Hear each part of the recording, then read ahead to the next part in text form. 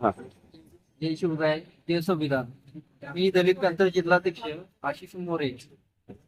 जिल्हा परिषद मध्ये चाललेला घोळ जो मी उघडकीस काढलेला आहे, त्या जिल्हा परिषद मध्ये जिल्हा परिषद सातारा अर्थ विभागामध्ये कार्यरत असणाऱ्या प्रतिभा राजेंद्र फरांदे यांनी स्वतःच्या पदाचा गैरवापर करून आपला मुलगा वेदांत राजेंद्र फरांदे या मुलाला संजय गांधी निराधार योजनेचा लाभ घेऊन दिलेला आहे. त्या मुलाला शारीरिक व्यंगत्व आहे, पण आई सरकारी नोकरदार व वडील यांचे गावामध्ये कृषी केंद्र आहे.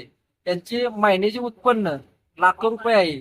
तरी पण यांनी शासकीय नोकरी असताना यांचं रेशनिंग कार्ड केशरी आहे. केशरी रेशनिंग कार्ड यांचं कसं काय, या सर्व गोष्टींची सखोल चौकशी करून प्रतिभा राजेंद्र फरांदे यांच्यावर निलंबनाची कारवाई करण्यात यावी व त्यांचे मिस्टर पती राजेंद्र नारायण फरांदे याच्यावर शासनाची फसवणूक केली म्हणून फौजदारी अंतर्गत गुन्हा दाखल करण्यात यावा.